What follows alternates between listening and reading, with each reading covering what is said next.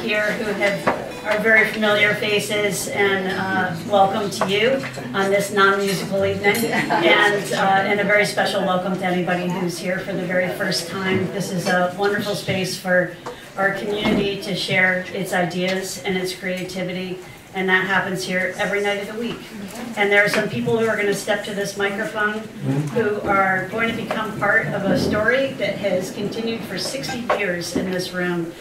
This is a place where people come to find their voice and to share a story, and for that story to go out into the world and to change things. And that's what's going to happen here tonight. And I think that when some very nervous speakers step on the stage, they're going to find that there's just a way that this room has of just holding people's stories and holding us together as a community. So I'm going to welcome to the stage Patricia Nugent from the League of Women Voters.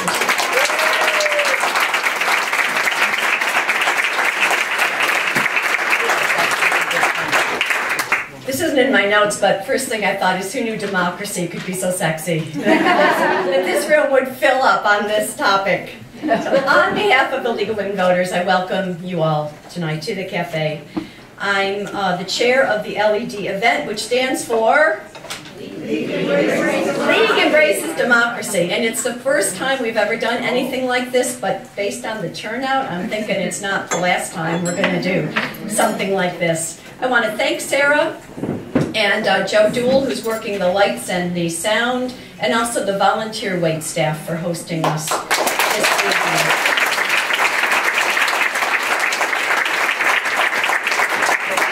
And as Sarah mentioned, this is a historic site. It's where folk singers for decades have sung the story of the people, doing the business of the people. It's where they have sung about social justice and the answers that still seem to be blowing in the wind out there. So. It's important that we find new and relevant ways to drive home the message that participation in government is essential to our nation's survival. No matter how sordid that government or that participation might feel to some of us, it is essential that we get involved. And tonight, we feature 11 speakers who cared enough to show up and talk on the stage without notes. You'll notice I have notes, and that's why I'm only the opening. I'm only the opening act. That's why I wasn't good enough to be in the next group. But they're going to be on this stage where Pete Seeger sang his songs to us, and where he spoke to us about what matters in this country. And these folks tonight are going to remind us what matters from their perspective. And I want you to keep in mind that most revolutions started in small cafes.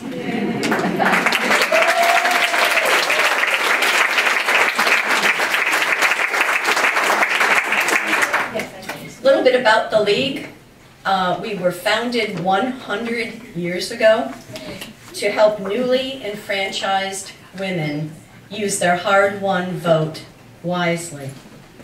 And although today we are fully gender inclusive, the elective franchise remains one of our most critical missions. The League is one of the few full-spectrum, political, yet nonpartisan organizations in the United States. We take positions that further an inclusive American agenda, be it based on gender, religion, nationality, economics, sexual orientation, age, or any other demographic. In addition to voting rights, the League supports and lobbies for environmental justice, reproductive choice, common sense gun laws, diplomacy, economic justice, public education, health care, fair elections, human dignity, and immigration reform, just to name a few.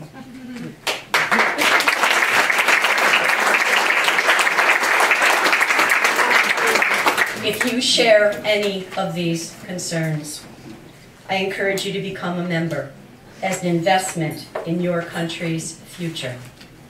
There are membership forms on your table, as well as at the league table that's in the lobby. You can also join online. We are currently over 200 people strong in Saratoga County. And if you live in a county that does not have a league, and I think that's Warren County and Washington County, you are welcome to join the Saratoga County League. We won't bug you to get involved, but we will bug your legislators to pay attention to the issues that we're concerned about. So now it's my pleasure to introduce our moderator for the evening, Barbara Lombardo, who is a very familiar name to most of you. Someone just said, oh yeah. Barbara teaches journalism at the State University of New York at Albany, where she is training students to report and write and recognize that a free press is essential to a democratic system.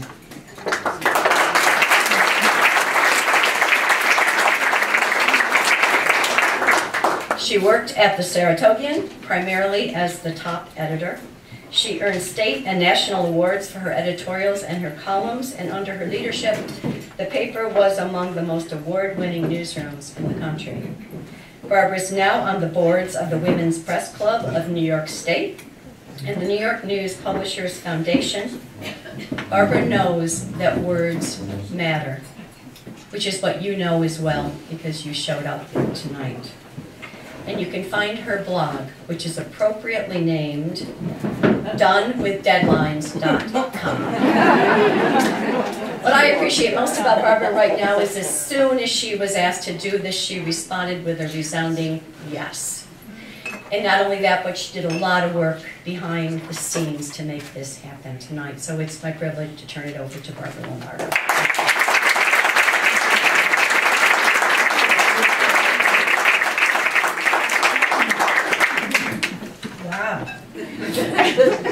Hi, I am so happy to be here tonight in this wonderful venue with all of you, and I am so excited about this program. Have you had a chance to actually look at the program? Yeah, a little. If you haven't, take a peek at them. We have an amazing, really cool and interesting mix of speakers tonight. We're going to hear 11 different takes on how to make democracy work. Democracy, that's a subject we're all passionate about, and maybe right now a little bit worried about. For me, the passion is tied to the First Amendment, our imperfect but wonderful free press, the protector, advocate, and friend of the American public.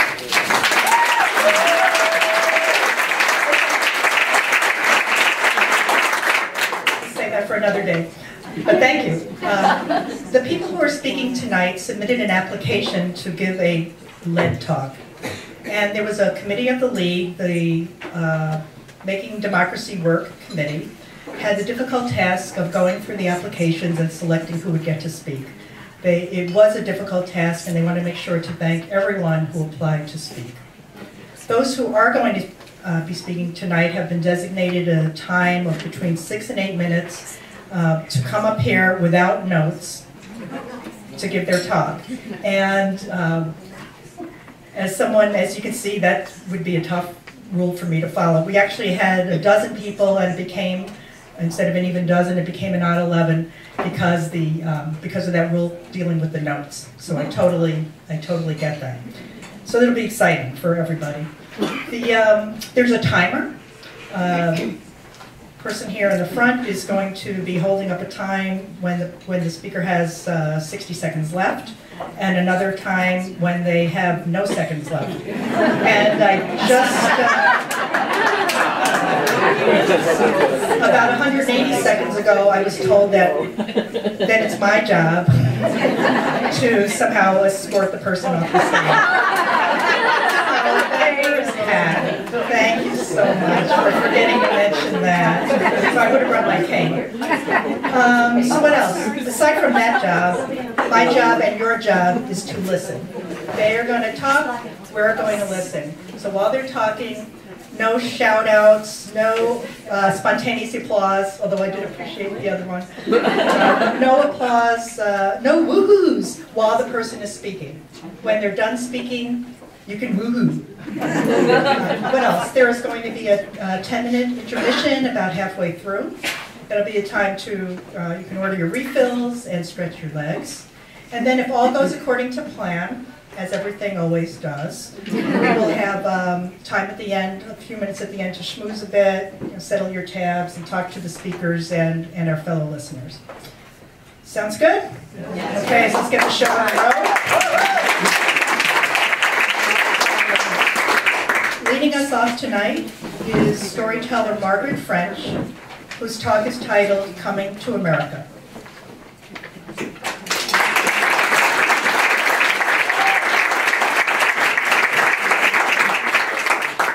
Wow, this is great.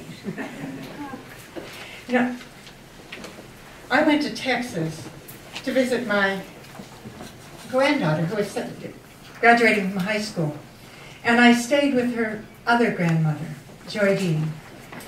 And before I left, Joy Dean asked me a question that caught me off guard.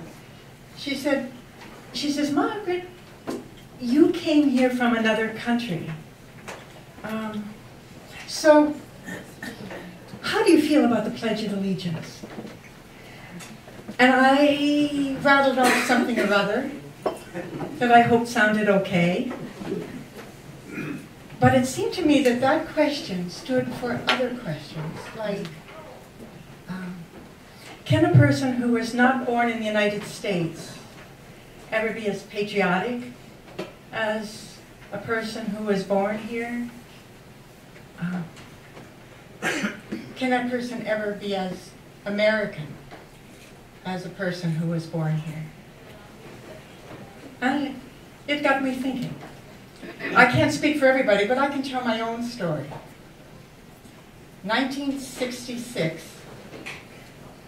my husband and I crossed the border at Niagara Falls in our blue Volkswagen Beetle with our baby in the back, sleeping.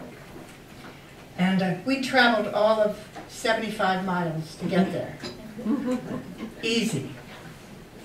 But getting the visa was not that easy.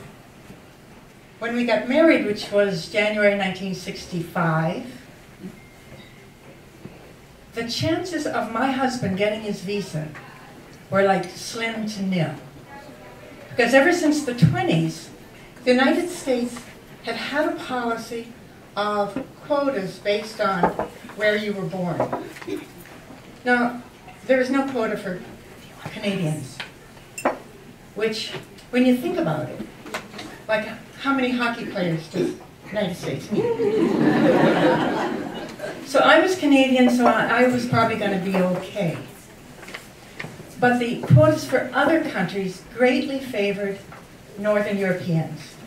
The quota for Great Britain was 33,000. The quota for Germany was around 85,000 a year. The quota for Greece was 100. The quota for Pakistan was 100. The quota for India was 100.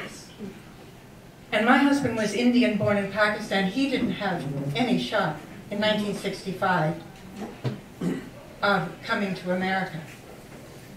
But in October of 1965, Lyndon Johnson signed the Immigration and Naturalization Act, and quotas were abolished.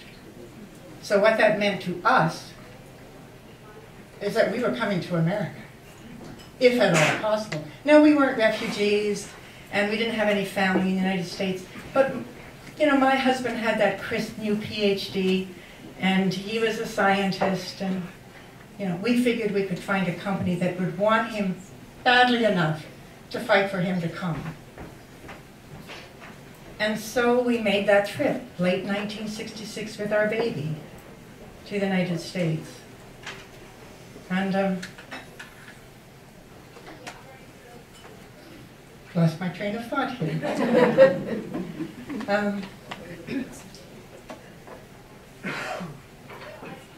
we, getting the visa was pretty complicated. You know, there's a lot of red tape. There's a lot of interviews, criminal records, long months of waiting. Was I a drunkard? No. Was I a prostitute? No. Was I mentally ill? No. Was I a criminal? No. Got the visa. And once we had those green cards, my husband was ready to settle down and learn how to be an American. And 5 years later, he applied for citizenship and got it. And he wanted me to become a citizen too. But I wasn't ready. It took me years longer. Because, you know, to become a citizen, one of the things that you had to do, at least then, is you had to swear that you had no allegiance to any other country. And I still love Canada. So it was hard for me. It took me much longer. But finally I got to the stage. I'd lived in the United States for years. My other children were born here. I had all my friends living in the United States. I didn't want to be an alien. You know, that ugly word. I wanted to vote, and I wanted to belong to the place where I lived. I wanted to feel that I was home. And so I decided I would take those steps to become a citizen. Now, we had friends from New York City, and they had just gone through the citizenship process. And they told me that it was brutal, brutal. So I studied a lot. Fortunately, I took my test in Kingston, New York. And I remember the entire test. Who is the first president? Who is the president now? How many states were there originally? How many states are there now? I passed. You probably all did too. And then I had to take a test in proficiency in English. They asked me to write the sentence, I live in a big house. And I aced it. I mean, I think it helped that English is my first language.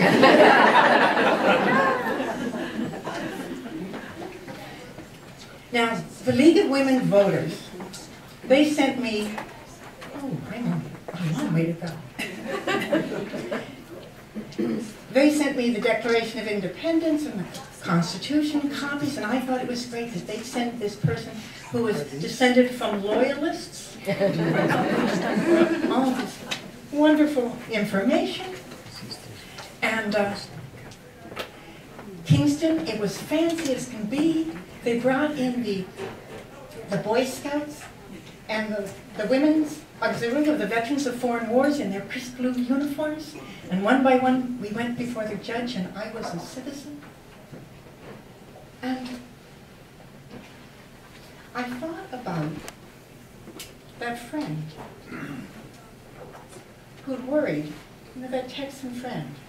Can a person who's not an American, can you ever be as patriotic? And what about the Pledge of Allegiance? I think, to be honest, I don't care a whole lot about reciting the words, putting my hand over my heart, but those last words, with liberty and justice for all, they're very dear to my heart. Thank you.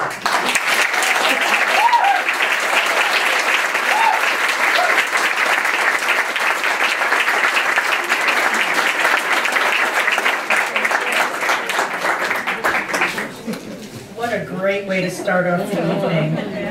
I was sweating when I saw the sign go up.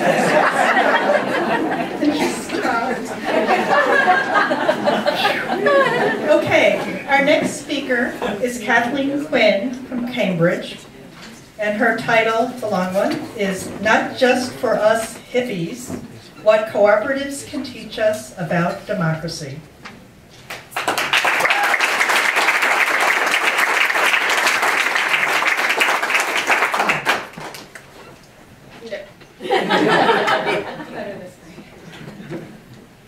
When we hear the word co-op, maybe we think of one of a couple of things. That apartment you wanted to buy in Brooklyn all those years ago, but they wouldn't let you because they didn't like the name of your dog.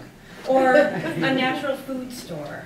Early adopters of cannabis for all, with that unique smell of garlic and patchouli and body odor.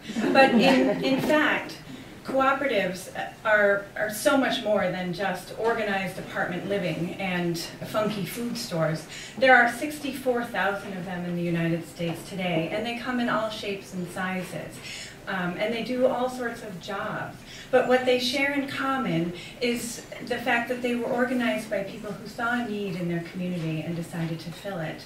And they also operate according to the very democratic decision-making principle of one person, one vote. Now, we could probably find evidence of cooperatives going back in history to Stonehenge, but we trace the modern cooperative movement to the beginning of about the Industrial Revolution, where in the 1840s we started to see tradesmen and artisans replaced by machines. And one particular group of tradesmen in Rochdale, Lancashire in England, struggled to feed themselves and their families under this new system. And so they got together and they studied the issue, and they pooled their resources and they formed a food cooperative that was able to help them feed themselves and their families. And that co-op, although it has a different name, still exists today, but that's not the most remarkable thing about their legacy. Their legacy really is in the Rochdale Principles, and these are 7 principles of cooperative organizations that modern co-ops still strive to achieve today. And they are open and voluntary membership, democratic member control, economic participation by members, autonomy and independence, education, information, and something else, education, and also cooperation among cooperatives and concern for community. So imagine if today businesses followed those principles, or even tried to follow those principles, and imagine if your workplace was organized that way, or your bank, or your dry cleaners, or your school. Imagine if in the course of every day you came into contact with half a dozen democratically run organizations in which you had a say. Wouldn't that expose you to transparency? Wouldn't it show you what transparency is? Wouldn't it show you what it's like to have a voice in the decision making? Wouldn't it give you an opportunity to be heard? And imagine what it would be like if you had a say now in the larger community, not just in those cooperative organizations. I mean, once you had a seat at the table, and for some people, cooperatives are the first seat they've ever had at any table. Once you've had a seat at the table, wouldn't you want a seat at all the tables?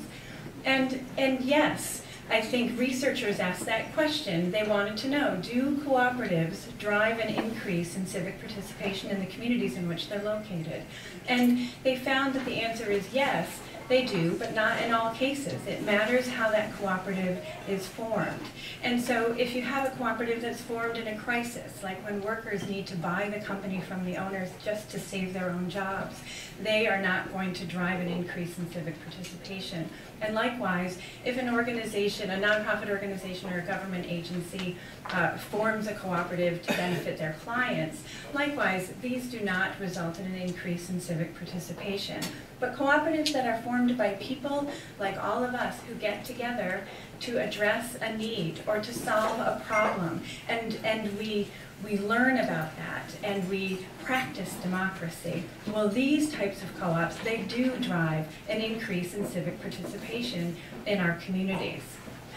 members of co-ops like this are no longer satisfied to just pull a lever every 4 years, if that. They now see that their participation actually can result in some change, in some impact. And in this way, cooperatives are powerful incubators for local, vibrant, and healthy democracy.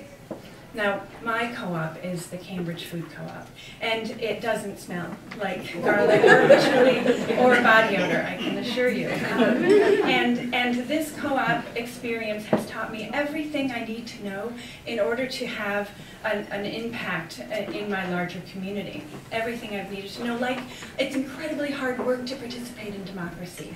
Incredibly hard, especially for introverts, because there are people there. And my family will be shocked when I tell them that there are people there who don't agree with me. And so I have learned to listen, or I'm trying to get better at listening to others.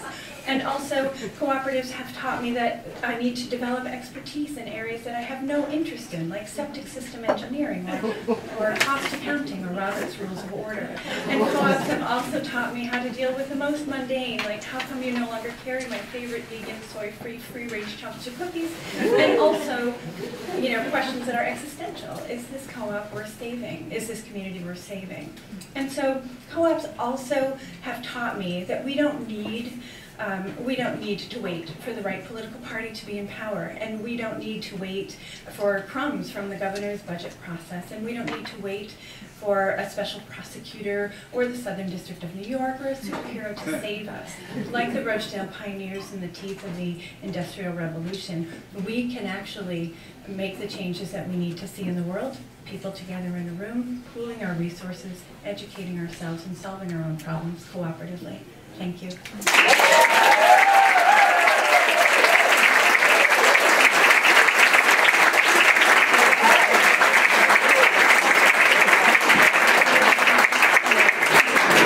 Thank you, Kathleen. Next up is Michael Belanger. His topic is taxation with representation, the underpinnings of national sovereignty.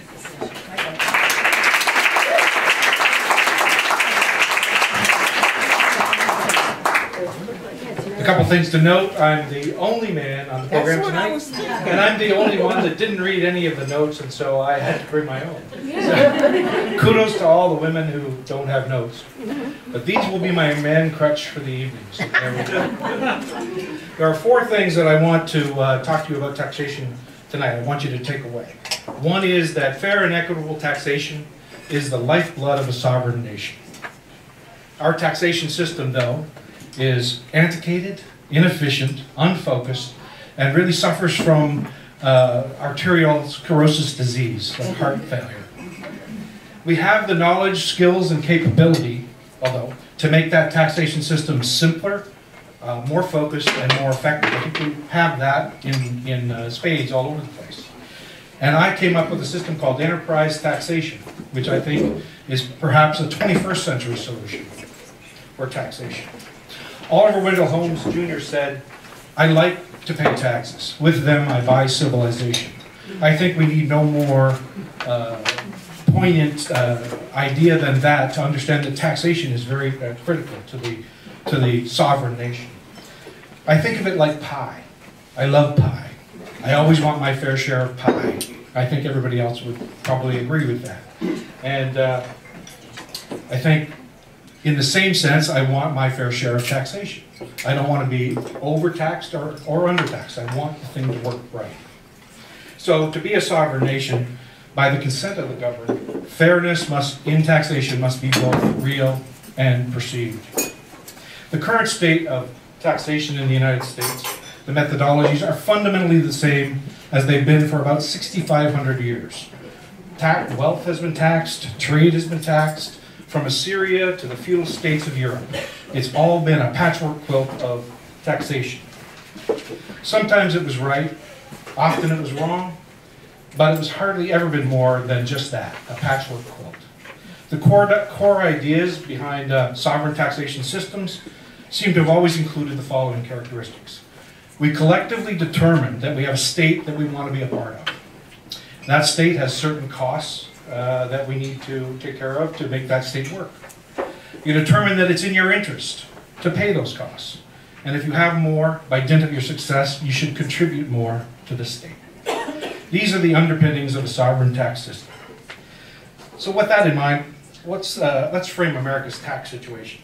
America's GNP is about $20 trillion.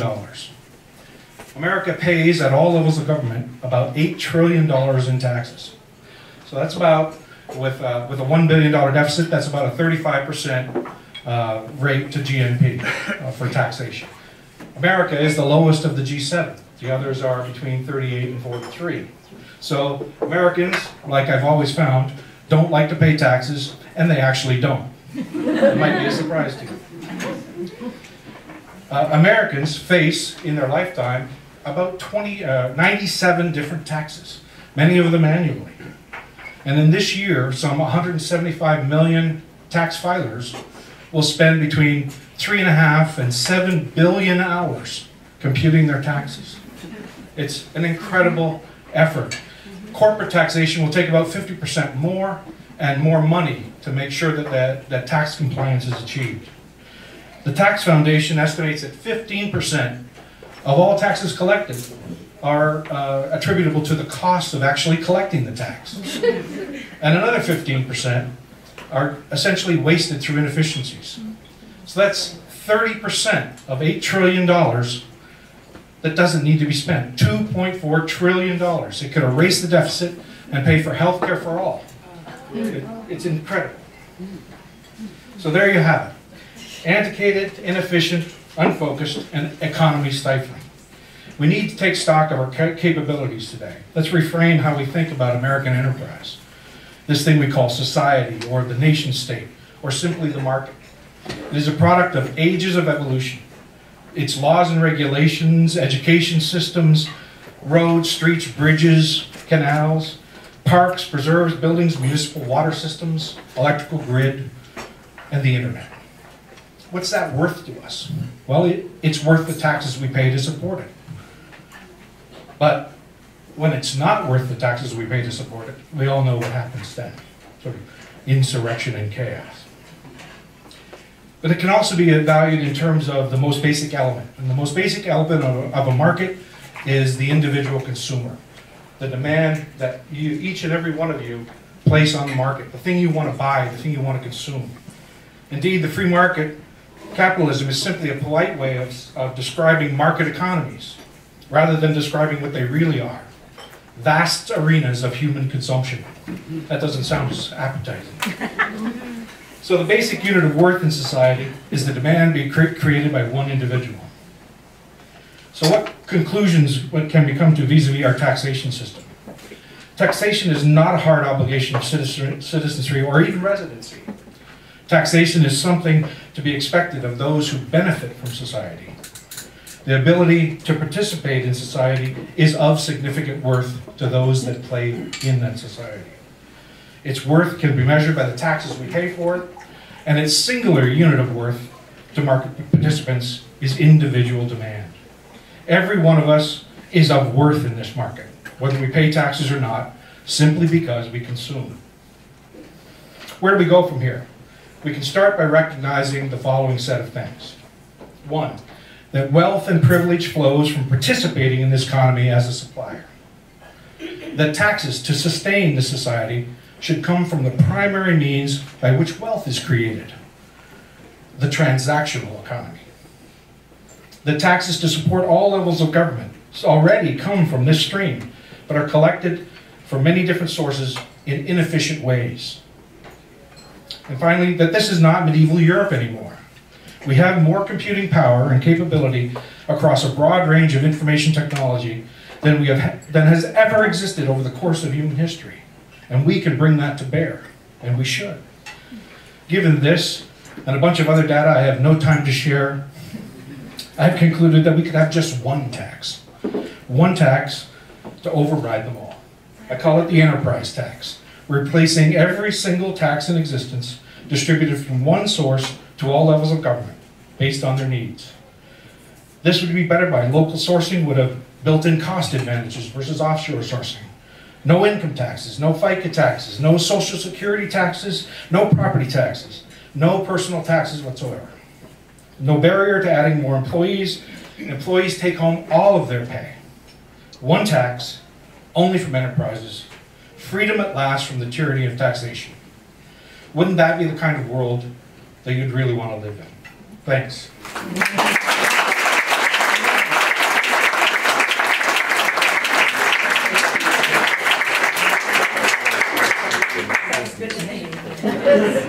Thank you, Michael. Our next speaker is Cynthia Cook from Malta, whose talk is titled Democracy, Privacy, and Technology.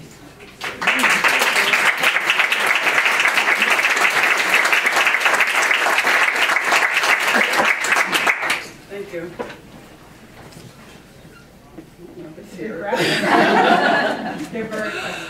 Okay. How many of you think that the U.S. Constitution guarantees you a right to privacy? Anyone? Oh, wow, good. Because there's nowhere in the U.S. Constitution where it mentions privacy. Now, it does mention private property, but it does not mention privacy. In fact, when the Supreme Court rules on any cases that have to do with privacy, like Roe versus Wade or Griswold versus Connecticut, they are using the First, the Third, the Fourth, the Fifth, the Ninth, and the 14th Amendment. The Fifth and the 14th Amendment says that the government cannot deny you the right to life, liberty, and property without due process of law. So the closest that we get to privacy is liberty, okay, in the 5th and 14th Amendment. Now, the 5th Amendment also says that the government cannot confiscate your private property without compensation. However, anyone familiar with Greenwood versus California, 1988? Okay, that's a case where when you put your garbage out, your trash cans out, if they are a certain number of feet from your house, the police, law enforcement can rumble through your garbage, and if they find something that is incriminating, they can use it against you in a court of law. Okay, so that was Greenwood versus California, 1988. However, I'm not so much concerned with the criminology part. However, when I lived in Nebraska, and as I was coming out of the supermarket one day, the local police chief stopped me and asked me how I was getting along at the university. He knew I was relatively new and that there weren't too many African Americans at the university. He was also African American. So his asking was understandable, also because we usually did not stay, and I did not stay after a couple of years. But I soon found out that he wasn't just asking me and having a casual conversation with me. He knew I was the sociologist that they had just hired, and so he wanted to share a problem that he was having. It turns out that there had been a series of rapes in the African American community, and he could not convince the men to come forward and give DNA samples. They wanted him to, apprehend the culprit because their wives, their daughters, their sisters were in jeopardy, but they were unwilling to give DNA samples. It's kind of understandable because they knew that if they did give a DNA sample, that would probably end up in a state or federal data bank, and that whenever there was a crime, they would be guilty until exonerated by their DNA. Now, around the same time, I had a colleague at the university that was doing research on osteoporosis, bone density. And he was collecting DNA samples, and people were willing to come forward and provide him with their samples. Primarily, he was doing research with the African immigrant population to see if they had a high prevalence rate of bone density. But they were coming forward. They wanted to give their samples. They were going to be compensated $80 for giving their samples. I would have come forward too, but I wasn't part of that target population that he was looking at. Anyway, he had a problem also. His problem was basically twofold. The first one was whether or not the population that he was including in his research were in a position to give informed consent. Okay. Informed consent, did they really understand what they were signing? There were language difficulties. Most of them spoke Newer, Dinka, Arabic, but very little English. Of course, they did have a translator, okay? But still the issue came up of whether or not they really understood what they were consenting to do. The other part that he was concerned with, and this is probably more important, was that when they were giving DNA, they weren't just giving him information about them, the ones who consented, but they were also providing him with information about everyone else in their families. And so his concern was, did he need to get informed consent from everyone in the immediate family? Of course, that would have been impossible because you couldn't stop with people who were just in the immediate family, but then you'd have to also contact cousins, extended family members, because that DNA really gives you information about everyone in the family. Around a couple of years later, there was a case out in Arizona, and it was the Havasupai Indians, and they had a high prevalence rate of type 2 diabetes.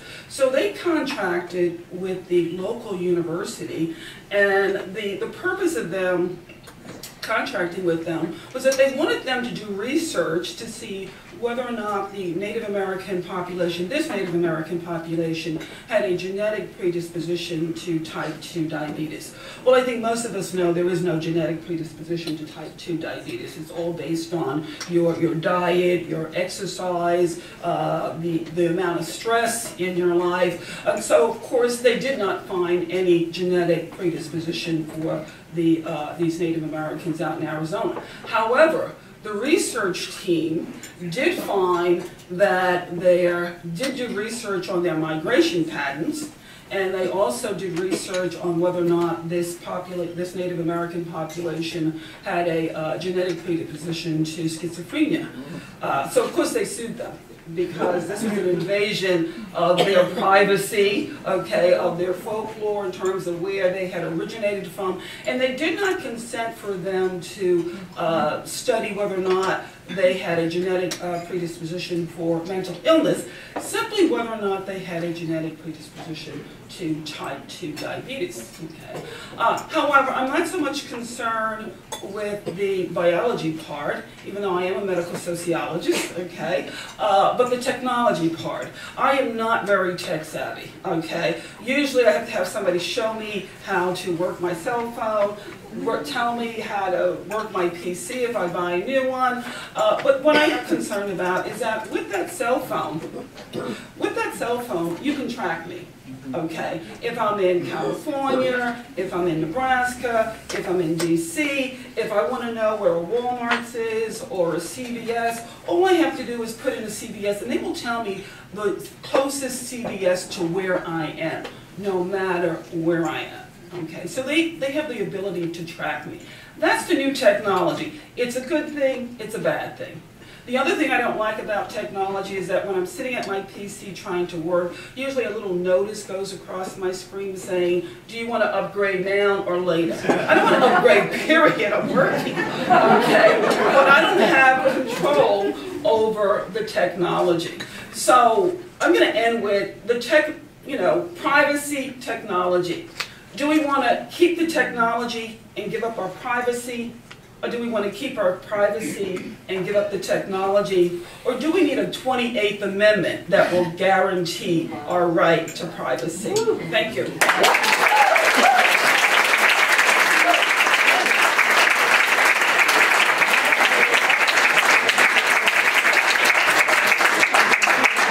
I told you we had a cool and interesting mix of people today. Our next speaker is going to be the last speaker before we have our intermission, to let you know. It's Leslie Dana from Saratoga Springs, whose talk is called Democracy, Change, and the Courage to Believe.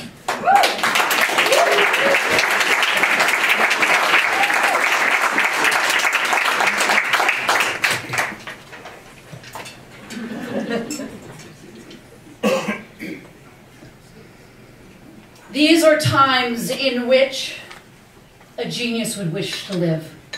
It is not in the still calmness of life that the character of the great man is formed. The habits of the vigorous mind are formed by contending with difficulties. Great necessities call out great virtues. When the mind is raised and animated by the scenes that engage the heart, well then, great character and virtues that have laid dormant have a chance to awaken into life. And the character of the hero and the statesman is formed. Abigail Adams, 1780, to her husband and future president.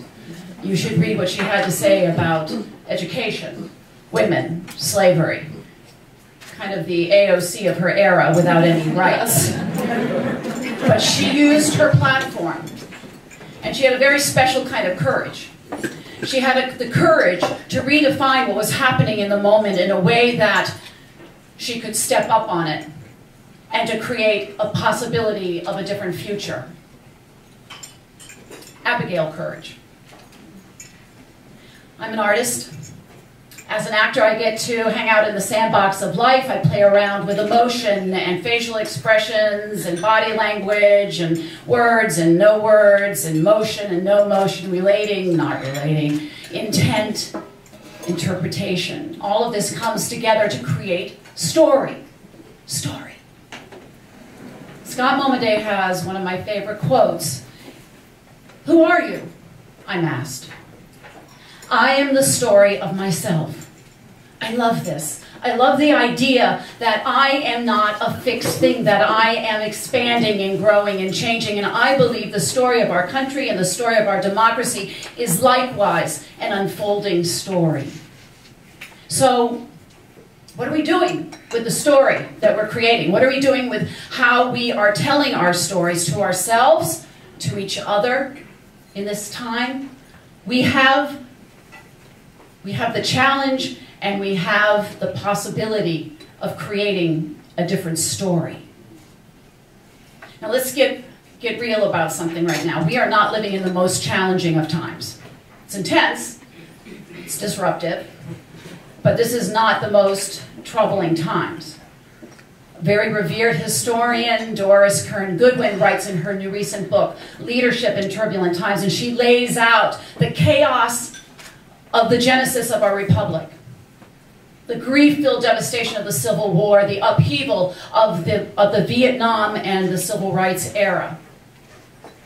Ladies and gentlemen, we are not engaged at that level. However, we are living in really, truly remarkable times, if we choose to embrace it that way. We are at a juncture where we actually have the potential for seismic growth, extraordinary global paradigm change, and the ability to collaborate, to creatively solution across all of humanity. We've never had that opportunity before in the history of our existence on this planet. We do now, if we choose to embrace that. It's exciting, it's exceptional and extraordinary, and it's really scary. Fear. Fear. It paralyzes so many of us now. Thomas Friedman laid out in his book, Thank You for Being Late, The Optimist's Guide to Thriving in an Age of Acceleration. He outlines that we are indeed living in a really extraordinary period of time. It's exponential the last 12 years. And he intersects it with what changes in the world and certainly in climate change, how that's compounding. And he also talks about the walls that many people are building to hold back that tide of change, and how unsustainable that is, figuratively, literally. And he talks about helping each other learn how to dance in the winds of change. That's going to take Abigail courage. We have to help each other dance in the winds of change. I'm going to paraphrase him right now. He speaks about life should not be filled with things that we fear, but rather things that are only waiting to be understood. And the more that we understand in this period of time, the less that we fear. So, I choose to believe that we can do this differently. I choose to believe that I can get up tomorrow morning and I can be part of tomorrow. That there will be a tomorrow for our young people. I choose to tell a different story. I invite you to join me in telling a different story, to framing all of this very differently. What will that story look like? How will you share that?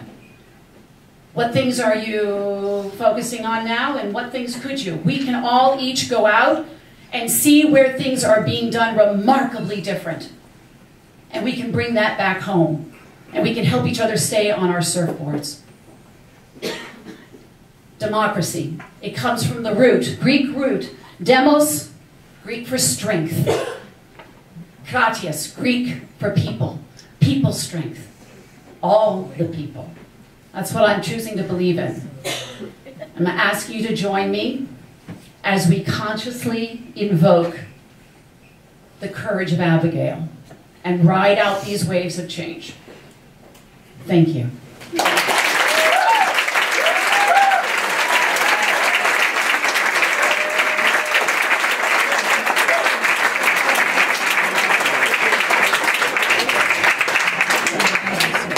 What a first half. Okay, we're going to have a 10-minute break. We're going to flash the lights or hold up our 1-minute sign when we're 1 minute to starting. So stretch your legs.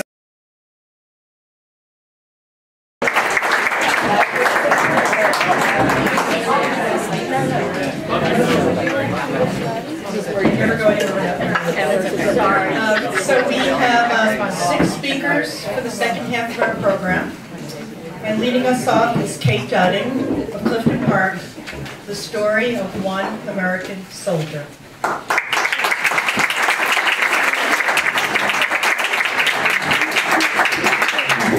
Thank you. I do solemnly swear that I will support and defend the Constitution of the United States against all enemies, foreign and domestic, that I will bear true faith and allegiance to the same, and that I will obey the orders of the President of the United States and the officers appointed over me according to regulations and the Uniform Code of Military Justice. So help me God. That is the oath that every U.S. Army soldier solemnly swears when they enlist. This is the story of one American soldier. Not so long ago, in 1990, this American soldier, then only 8 years old, and his family came to this country. 8 years later, after interviews and tests, they went to a government building near Newburgh, New York, and solemnly swore an oath very similar to that one, and proudly became naturalized American citizens. Several years later, when he graduated from high school, he told his family, "I want to join the Army. I have skills that native-born Americans do not have, skills that the Army needs." But his father wanted him to go to college, and that's what he did. Then that horrific day in September 2001 happened. His sister later said, 9/11 kind of made up his mind for him. Only 4 days later, he enlisted in the U.S. Army Reserve. His unit was activated to be part of the initial invasion of Iraq. And while in Iraq, he got a lot of static from his own troops. "What kind of a last name is that? Are you sure you're fighting on the right side?" On the telephone, his brother and sister said, "Is it worth it putting up with all that mouth?" He just said, "This is the only way I have to show how much I love this country." His unit came under heavy mortar attack most of the time while he was there, so he usually slept in his full combat gear. After 4 months in Iraq, this American soldier, Mohsen Naqvi, got leave to come home and celebrate the end of Ramadan with his family. Muslims gather together to celebrate the end of Ramadan, the way other families get together to celebrate Christmas or Passover. He hadn't told anyone he was coming. They only expected to hopefully be able to talk to him on the phone. But instead, he showed up in their doorway. Maybe you can imagine the joy they felt. He was home safe and sound. His father said, "This is my best holiday ever." While Mohsen was home, he was interviewed by a reporter. Mohsen said, "It was pretty scary over there, but I knew that people in this community were praying for me, and that helped." And then he said, "You know, I've been here almost a week, but it's still kind of weird having running water." Mohsen's friend said, "Mohsen is the kind of guy who can make a joke out of even the worst situation. He's the life of the party." After his leave was over, he went back to Iraq, serving a total of 9 months. Then he finished his college degree and joined the full-time U.S. Army, solemnly swearing that same oath. He went to officers' training school and eventually became a first lieutenant. He told his family, "The only way I'm getting out of this army is if they throw me out, which isn't going to happen, or if I retire." In 2008, when he was 26, he married a young woman from Colony, just our colony, in her mosque in Colony. 20-year-old Razia and Mohsen were so happy and laughing all through their reception. Then, as had been previously scheduled, 4 days later, Mohsen left for Afghanistan, where he would use his special skills. You see, because he was born in Pakistan, he spoke Urdu. And because he was a Muslim, he spoke Arabic. So he would be able to converse with the Afghanistanis and explain what America was doing there. Unfortunately, I now need to tell you that 3 months later, while on patrol in Afghanistan, First Lieutenant Mohsen Naqvi was killed. He was one of the 155 U.S. soldiers killed in Afghanistan in 2008. After the solemn funeral service in that mosque in Colony, where he had been married just 3 months earlier, he was given a full military burial.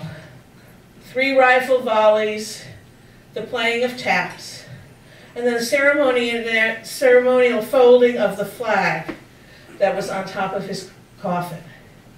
It was presented to his 20-year-old widow, Razia, with the appreciation of the President of the United States, the U.S. Army, and a grateful nation. Brigadier General William Phillips said, "Mohsen served his army with great distinction. He was a real patriot." Mohsen's father said, "We are proud to be Americans. We are patriotic Americans. But why is it no one trusts us? Why are we blamed for what 19 people did? My son did the best he could. He sacrificed his life. There he is lying under tons of dirt. What more can you expect from a patriotic American?" Mohsen's brother said, he was 18 years old then, "Mohsen told me that the only way he had as a Muslim to show how much he loved this country was to be in the army. Mohsen is my hero. I look up to him. I hope everyone else will say the same." First Lieutenant Mohsen.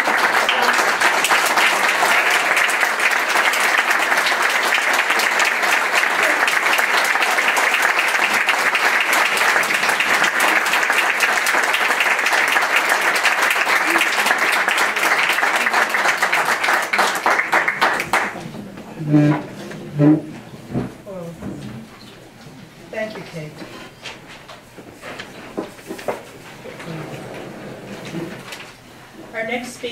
Kathy Johnson of Saratoga Springs. Her TED Talk, her LED Talk, is titled Liberty and Justice for All.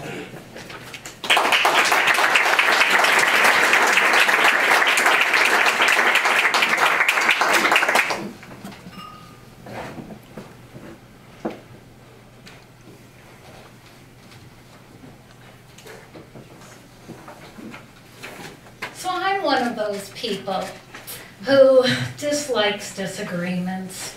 Kind of like the aunt at the Thanksgiving table who says, can't we all just get along? In America today, where there's so much discord, I just want us to be one big happy family. You know, a United States. Well, tonight I'm going to talk about 3 events that happened recently and talk about whether or not I used my liberties and my freedoms to create not only justice, but also peace. The first event was when I participated in a march. Now, many people were carrying signs, and a lot of those signs were divisive. But we've got freedom of speech, so it's okay. I was just happy that I didn't have to worry about beatings or tear gas or jail. My sign, because of who I am, of course, was about, oh, love for everybody and peace and no divisiveness. But I didn't walk across the street to talk to the other people who didn't agree with me. Could I have done something different? The second event surrounded the supporting and creating a safe space for the adults in my memory class. One day after class, a couple people were talking about an issue that's on the political spectrum. Well, I kind of engaged a little bit, and man, did I feel uncomfortable. So, the next day, I told everybody that this room was going to be a safe zone, a political free zone, and we weren't going to have those discussions. They could be taken outside of the room. So I shut down communication between 2 opposing sides, and I wonder, was there something else I could have done? The third event happened last summer. My friend, an African-American woman who lives across the street from me, posted on Facebook about 2 young men in their pickup truck sporting a Confederate flag out the back who had yelled racial slurs and profanity not only to her and her 87-year-old mom, but also to our other African-American neighbors. This made me so angry. One of the people, who's a friend of hers, lamented on Facebook, but what can we do? Nothing. Well, I just can't believe that in America today, where we speak of liberty and justice for all, where all people are created equal, that here in Saratoga Springs, New York, on our little street, that nothing could be done. So I went over, and together we concocted a plan to have a meeting. She went and invited the mayor and the chief of police. I found us a space and invited all my friends. There was standing room only. 3 media events covered it, or 3 media outlets covered the event. And my African-American friends and neighbors were heard. We who also were there got to be witness to their fear and to their inability to just walk up and down our street without fear. Well, shortly after that, the truck and the Confederate flag were no longer spotted. It looked as if using our constitutional rights to assemble and to speak our grievances worked. The young men stopped. But here's the hard part. Freedom of speech means that shouting racial slurs and profanity is not illegal, no matter who is saying it, no matter who is receiving it. The hard part is trying to find and create a place of peace where all of us can be free of fear. Freedom of speech. Where is the line between that and hate speech?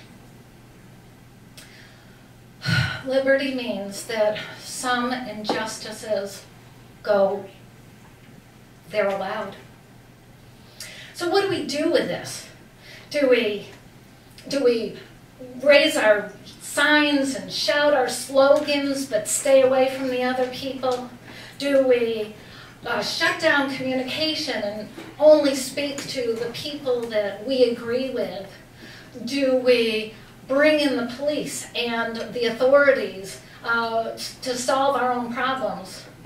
Or do we do what I think we should be doing, hopefully in the near future, which is coming together, no matter what our differences of opinion or race or economic background or religion or political affiliation, that we come together to the table in civil discourse and that we create peace. Everybody just wants to be heard. Thank you for listening.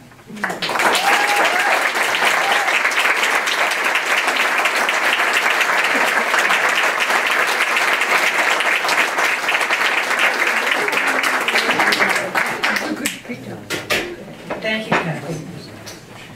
Next up is Annarosa Mudd of Saratoga Springs. Her talk is titled, De-escalating the fight, how arts help compassion and problem solving.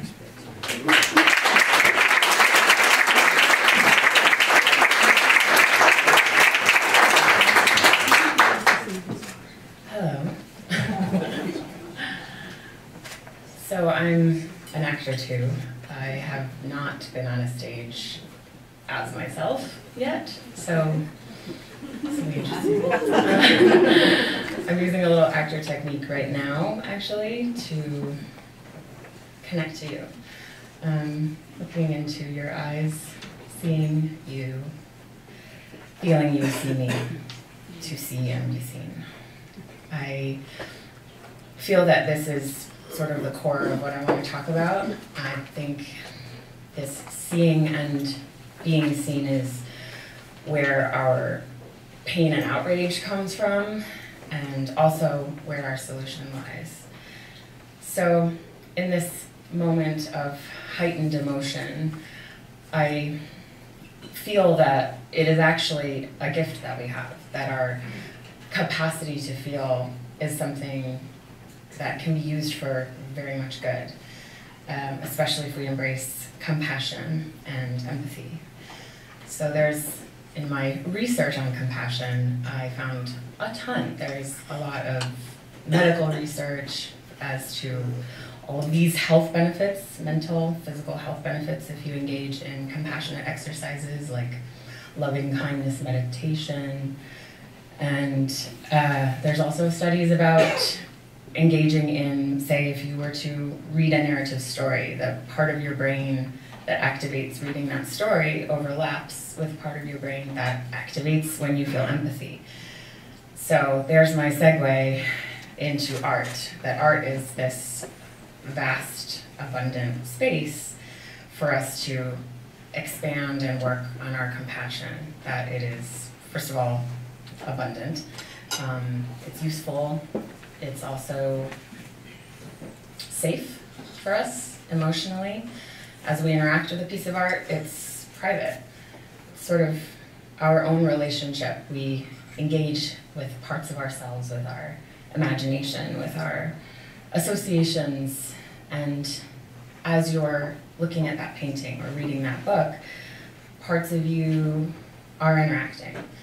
And you can inevitably expand yourself and your own experience, maybe to feel someone else, their experience, their feelings, their hardships. As a actor, filmmaker, I just wanted to share some independent films that I think have a really excellent experiential style in which you are really in the shoes of someone else, in which you sort of are along for their journey and feel what they feel, maybe.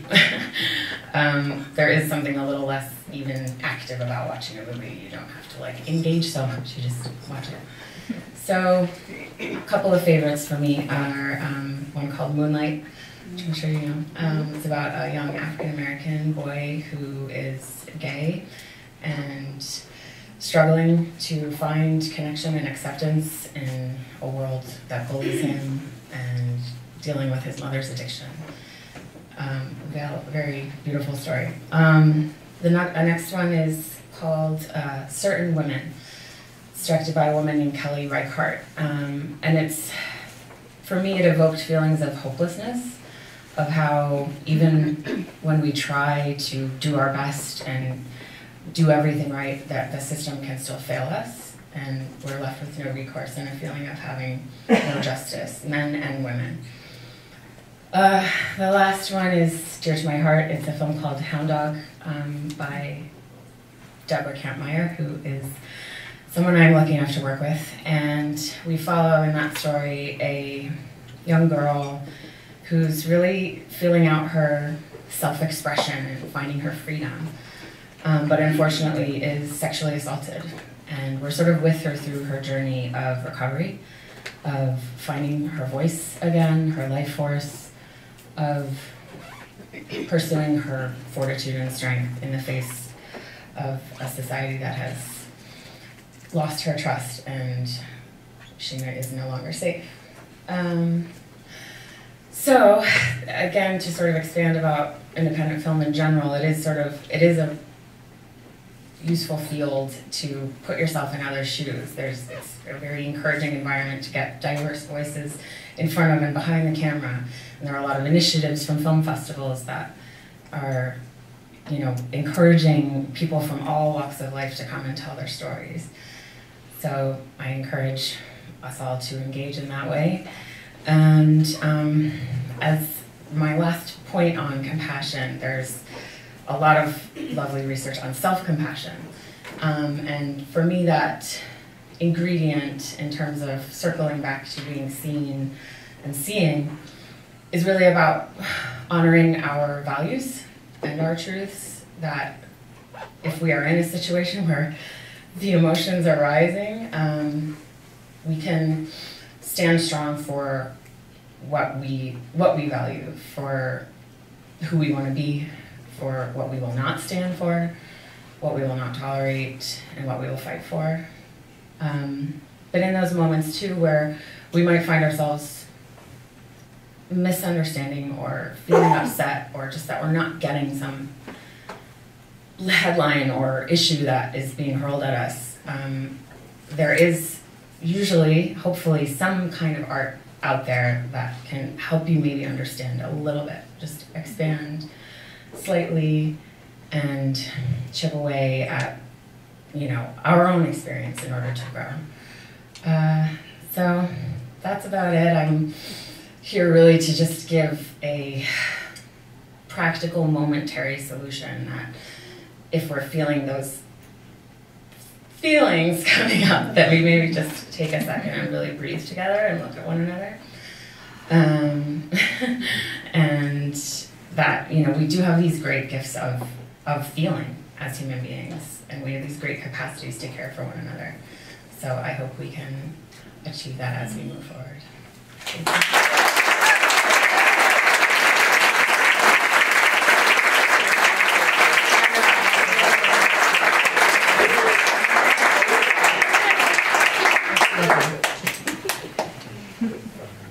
Next, we're going to hear from Tara Gaston of Saratoga Springs, the first rule of the Ballot Fight Club.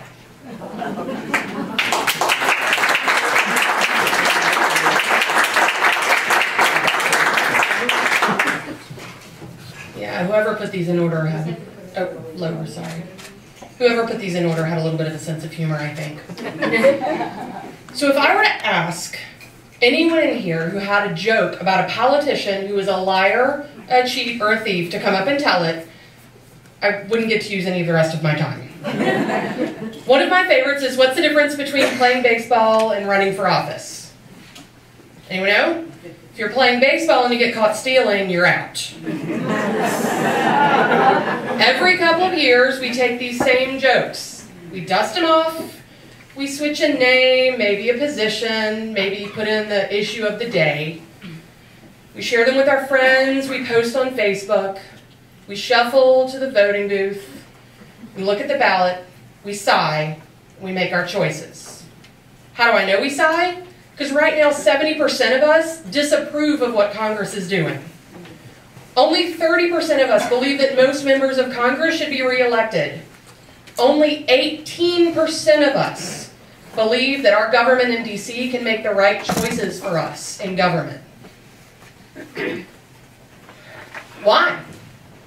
Well, a lot of it is we're looking at the ballot and we don't see us. 75% of candidates for elected office are men.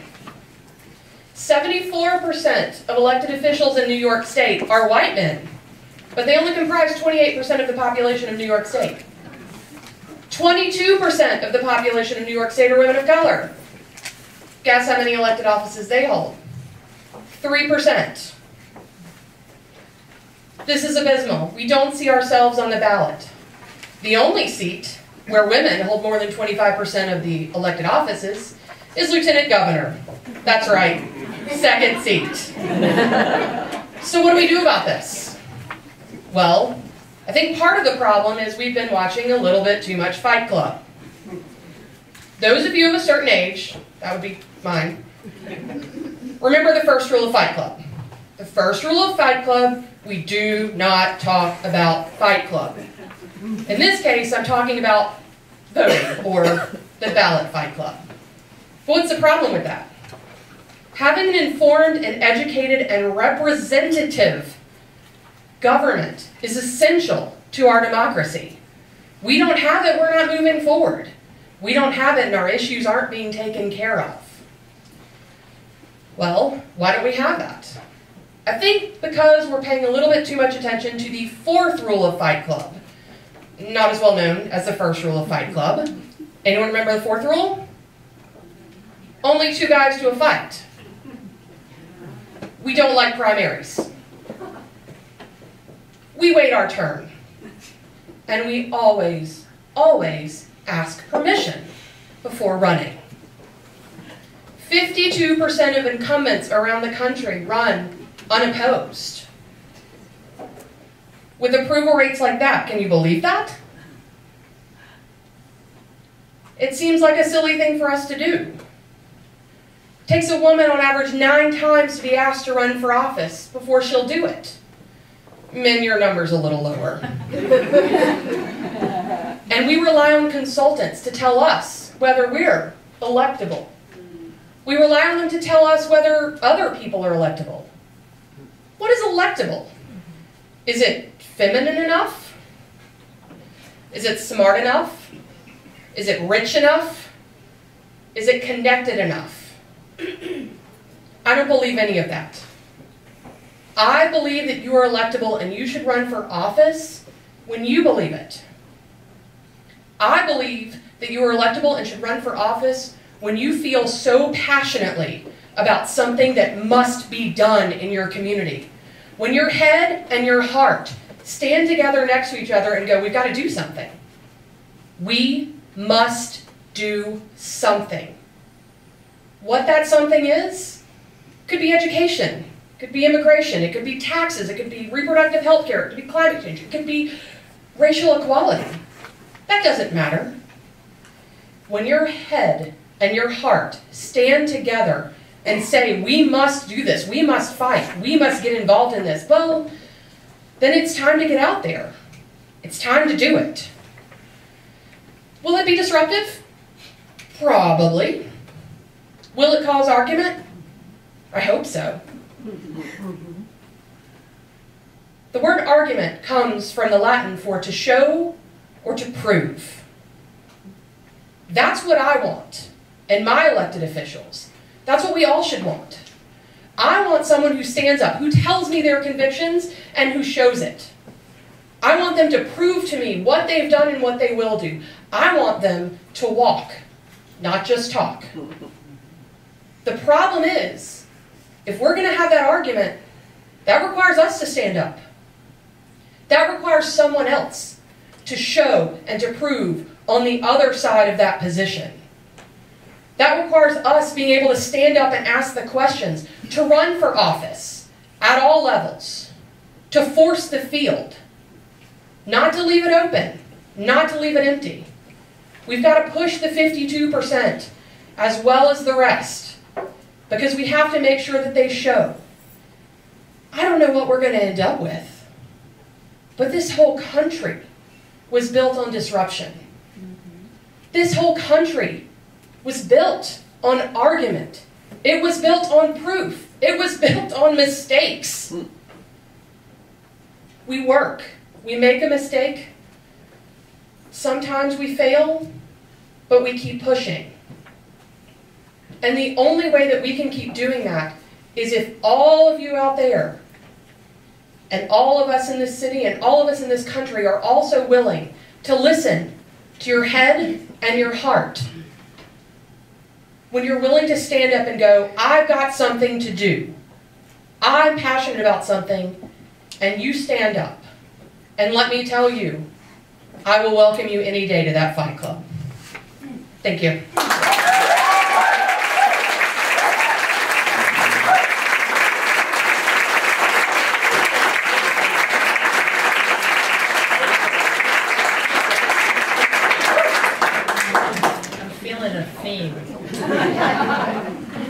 Our next speaker is Norah Brennan of Saratoga Springs. Her LED talk is titled Time for Democracy.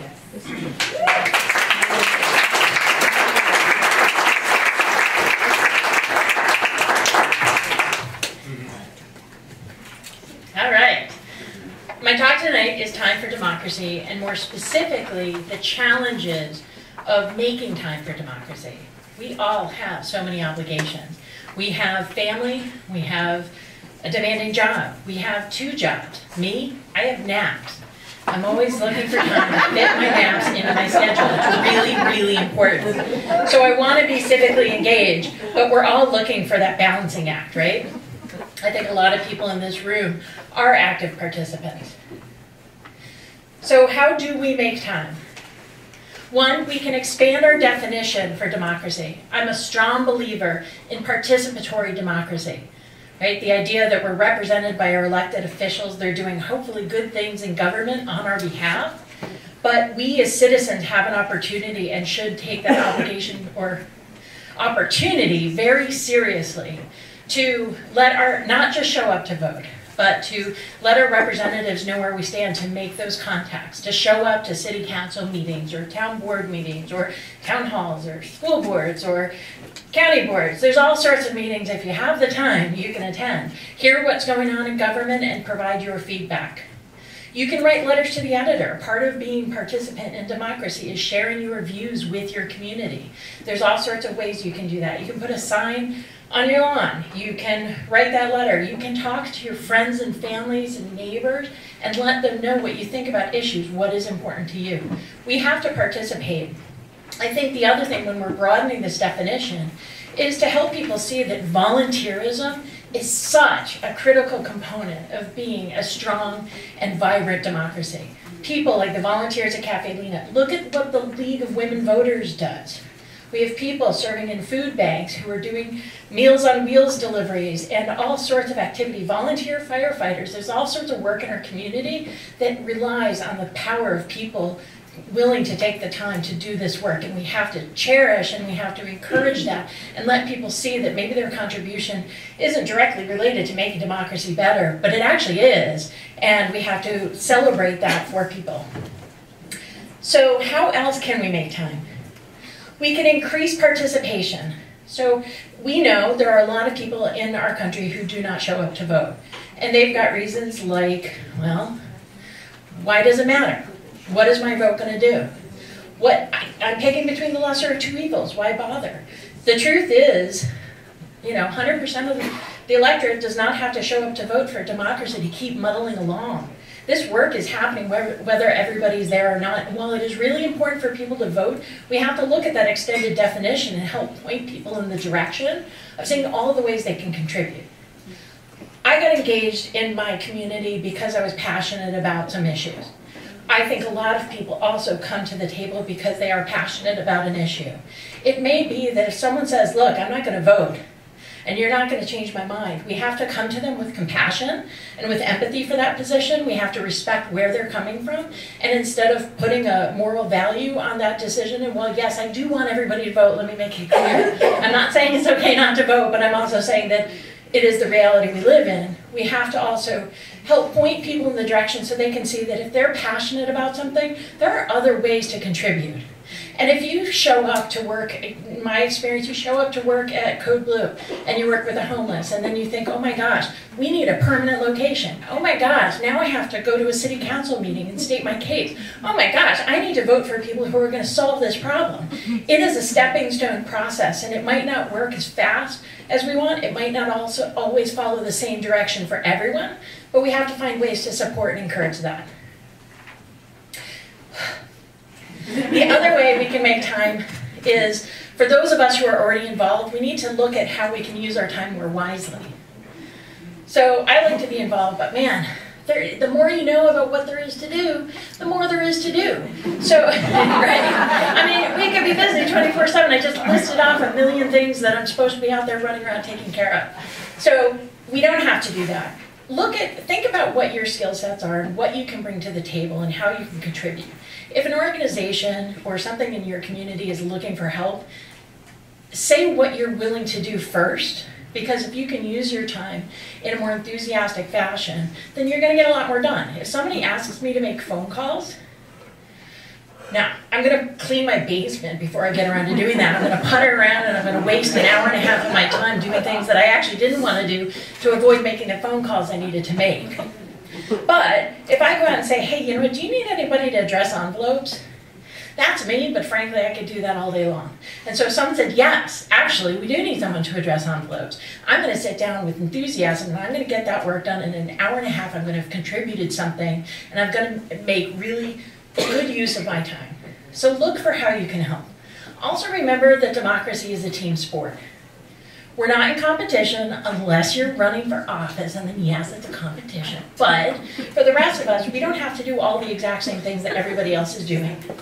We have to work with each other, learn from each other. There is so much that the community that I've become involved with where I'm learning from individuals. I can't find this information on Google, and I want to be someone who's also sharing with others as we bring them in to the process so that they learn as well. So look to each other and look to how you can help each other really be an effective team and not just out there sort of muddling along on your own. I'm talking fast, aren't I? Anyway, so the last thing that I have to, I was waiting for that timer to come up because I'm thinking, oh no, all right. I knew this was going to happen. Okay. So the last thing I want to do is leave you with making more time for democracy by thinking about all the places where politics is a dirty word. It's okay to swear these days, right? We're asked not to swear for this event, but generally speaking, there's a lot of stuff you can get away with saying. Politics is one of those things. Everything I just talked about in terms of participating in democracy is a function of the political system that we live in, right? So there is a connection there whether people like it or not.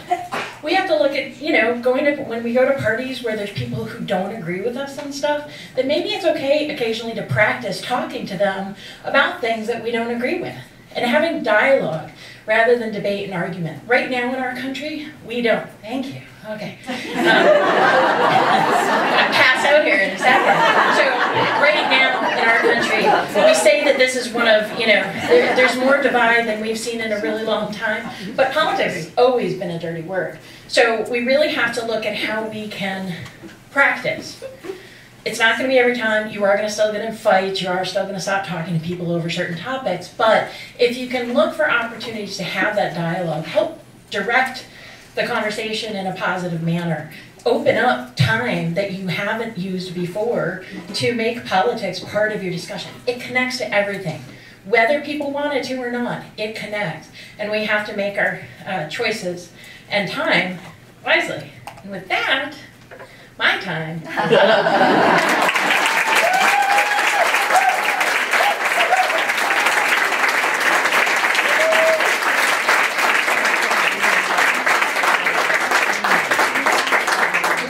Wow, the night is flying by. So we have one more speaker. And before I introduce her, I just want to give a heads up to all of our speakers for tonight. When our last speaker is concluded, if you can come up onto the stage so that we can all applaud you together and that we can take a picture, that would be great. Got that, Johnson, back there? I got it. Okay. All right, our final speaker is Linda Salzer from Cambridge. Her topic is, we must vote.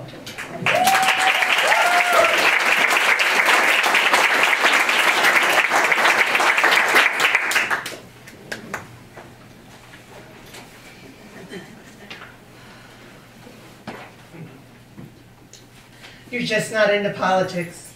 Your boss is, your landlord is, and your insurance company is. And every day they use their political power to keep your pay low, raise your rent, and deny you coverage. It's time to get into politics. I heard that recently and it resonated with me. We've been walking around in a fog and it's time to shake up that apathy and get out there and vote. We're in a contentious period of history and we need to get out there and vote to make our government more representative of who we are. Only 60% of eligible voters vote in the presidential election, and even fewer vote in the primaries. It is a travesty of democracy that so few people vote, and that travesty is amplified when the vote is close. In the 2000 presidential election, Al Gore won the popular vote with less than 1% more than George Bush. Since it was unclear who had won the electoral votes in the state of Florida, there was a recount. And with the recount, Bush won with a margin of only 537 votes. I've been talking to a lot of people about why they do or don't vote. And during the last election season, I was out canvassing and I came across unregistered voters. And the reasons for them not voting were varied. We don't get involved with these things. I don't have enough knowledge to pick the right person. And there's nobody good to pick. Well, I chided, I cajoled, I empathized with these people. I offered to give them rides to the polls. I really don't care who they vote for. I just want them to participate. It's hard to believe, but suffragettes were jailed and force-fed for the right to vote. People fought and died for your right to vote. We often think that somebody else will take care of politics for us. It's those seemingly difficult conversations with our neighbors that are going to make a difference. When we listen to understand and we look for common ground, that seemingly insurmountable gulf shrinks to a manageable union. I found this to be true in planning a Better Angels event in my community. Better Angels brings reds and blues together for dialogue. I went knocking on doors, looking for Republicans who might be wanting to participate. And I came across a house with a Trump sign still posted in the window, left up from the last election. And I did something I could never have imagined doing before the 2016 election. I knocked on that door. And I did something, and I was curious about who lived in the house, and I wasn't sure what was going to happen. A woman about my age answered the door, and I said I would really like it if you would participate in the Better Angels event. We had a lovely conversation, and that I left encouraged to continue knocking on doors and making more connections. With the 2016 presidential election, there's been a great awakening in this country. Many more people have taken an interest in politics in the election. But there's also a great anxiety about the direction of this country. The pains that we collectively feel Is it the tomb of darkness? Or is it the womb of birthing something beautiful and new? Well, I choose to be an optimist, and I say that we are in the process of birthing something new and collectively good. The moment that each one of us decides to say yes, that we want to participate in politics in the election, we have begun the first steps to creating something better than our individual selves. Back in 2000, when Bush won the election by the slimmest of margins, the impact of him winning was not known that day. But what we know now is that with every single hour that passes, the American taxpayers are paying $32.8 million towards the total cost of war since 2001. If Gore had won instead of Bush, it's possible we would have never gone to war in the first place, and the trillions spent on war could have been spent on something more worthy, like infrastructure, education, and healthcare. This year, the millennials will become the largest living generation in America. That grants sizable political power for that generation, if they show up. Voting for the best choice is rarely a clear choice. It's more like trying to decide between a chipmunk and a badger tied around your neck. But the candidate that earns your vote rarely matches your ideals 100% perfectly. It's more like harm reduction. But the vote we cast allows us to have a say in policy that impacts our lives. But nevertheless, voting is a privilege that should not be taken lightly. When you don't vote, other people are setting the agenda on your behalf.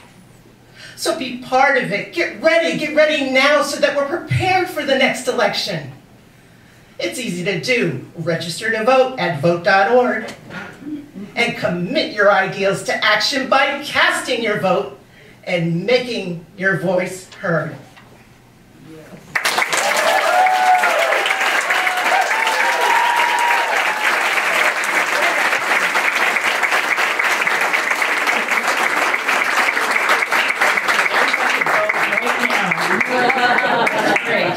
A perfect closing talk, and not coincidentally, you'll find on your tables and in the outside as you leave, there are lots of voter registration forms, and you probably are already registered to vote. We challenge you to take a form and register another person. You'll also find out there forms for the League of Women Voters, and if you've been which is not just for women, and if you've been meaning to join, there's your chance to take a form so that you can sign up. I hope that you have enjoyed this. Everybody's supposed to be coming up. Let's go, gang. I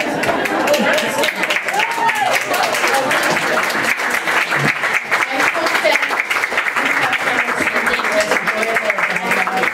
I was just so moved, and it was funny. I was choked up, and I was inspired, and I hope that you feel the same. Please join me in congratulating